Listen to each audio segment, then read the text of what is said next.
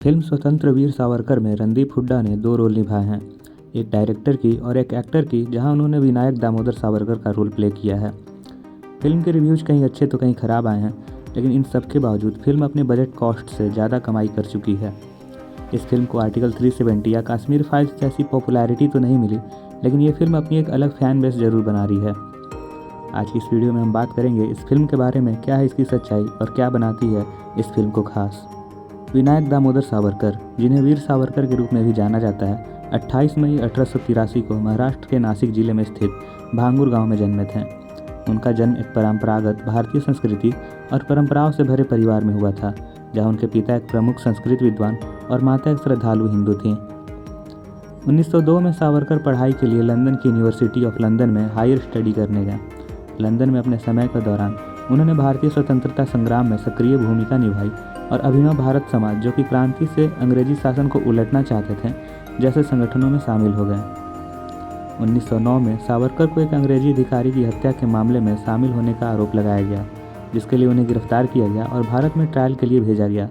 उन्हें सजा दी गई, जिसमें 50 वर्ष की कारावास थी, और उन्हें अंडमान और निकोबार द्वीप समूह के सेल्युलर जेल में भेज दिया गया, जो काला पानी के नाम से प्रसिद्ध है। कारावास की कठिनाइयों के बावजूद सावरकर ने अपनी क्रांतिकारी गतिविधियों को जारी रखा, साथ ही भारतीय राष्ट्रीयता पर व्यापक रूप से लिखा। उनके लेखनों में इंडियन वॉर ऑफ इंडिपेंडेंस जैसी किताबें शामिल हैं, जो कई पीढ़ियों को स्वतंत्रता संग्राम के लिए प्रेरणा स्रोत भी रहीं। स्वतंत्रता प्राप्ति के बाद सावरकर ने भारतीय राजनीति में महत्वपूर्ण भूमिका निभाई। हिंदू महासभा के अध्यक्ष के रूप में सेवा की। उन्होंने हिंदू एकता और भारतीय संस्कृति के संरक्षण की बात की। वीर सावरकर का निधन 26 फरवरी 1966 को हुआ। फिल्म में दिखाया गया कि भगत सिंह वीर सावरकर से मिलते हैं और उनसे कहते हैं कि वो किताब फर्स्ट वॉर ऑफ इंडिपेंडेंस को मराठी से इंग्लिश में ट्रांसलेट करना चाहते हैं। इस किताब को बहुत से क्रांतिकारियों ने पढ़ा और पसंद किया था।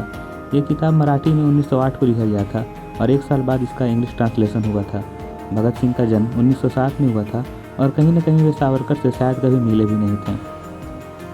फिल्म में दिखाया गया है कि सावरकर कहते हैं कि भारतीयों को 1912 तक आज़ादी मिल जाएगी, यानी कि असल आज़ादी के 35 साल पहले।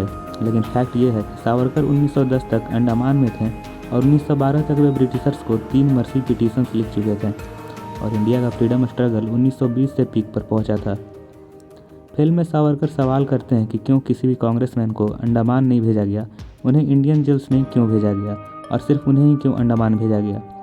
हालांकि सच्चाई ये है कि स्वतंत्रता संग्राम में अलग अलग कामों के लिए अलग अलग सज़ा थी। जो लोग वायलेंस में इन्वॉल्व थे उन्हें कड़ी सज़ा मिलती थी, जैसे भगत सिंह और राजगुरु को फांसी तक हुई। लेकिन जो लोग नॉन वायलेंट विरोध करते थे उन्हें बस इंडियन जेल में भेज दिया जाता था, और उस वक्त अधिकतर कांग्रेसमैन ब्रिटिशर्स के खिलाफ नॉन वायलेंट विरोध में ही शामिल थे। What is the first word comes to anybody's mind when you talk about Savarkar in today's dispensation? First word, Maafi Veer. He was not a Maafi Veer. There were petitions, bail, pleas, they were called, and everybody had a right to apply to the court. Film में वीर सावरकर ये कहते हैं कि भारत को आज़ादी अहिंसा के बल पर नहीं बल्कि हिंसा के बल पर मिली है। हालांकि कहीं न कहीं सच्चाई ये भी है कि भगत सिंह और उनके कॉमरेड्स की हत्या के बाद इस आंदोलन में कोई खास बड़ी हिंसा कभी हुई भी नहीं। फिल्म में दिखाया गया है कि सावरकर ने बोस को सलाह दी कि वे ब्रिटिश एम्पायर से लड़ने के लिए एक आर्मी तैयार करें, जबकि फैक्ट ये है कि बोस ने कांग्रेस छोड़ने के बाद खुद मन बना लिया था वे ब्रिटिशर्स से हथियारों के साथ जर्मनी और जापान की मदद से लड़ेंगे। जब बोस ब्रिटिशर्स से लड़ रहे थे तो सावरकर हिंदू महासभा से अर्ज कर रहे थे कि वो ब्रिटिशर्स की फ़ौज में शामिल हों। कलकत्ता सेशन को एड्रेस करते हुए सावरकर ने सारी यूनिवर्सिटीज़, कॉलेजेस और स्कूल्स से अर्ज किया था कि वे किसी तरह ब्रिटिशर्स के मिलिट्री फोर्सेस में शामिल हों। हालांकि उनके ऐसा करने के पीछे का कारण ये था कि वो चाहते थे कि अगर भारतीय ब्रिटिशर्स के आर्मी में शामिल होंगे तो वो वहाँ की ट्रेनिंग लेने में कामयाब होंगे और इसका इस्तेमाल उसी के खिलाफ किया जा सकता है। वीर सावरकर को लेकर सुभाष चंद्र बोस ने लिखा, सावरकर बस एक ही चीज़ चाहते हैं कि कैसे भी हिंदू ब्रिटिश आर्मी ज्वाइन करके उनकी ट्रेनिंग पा सकें।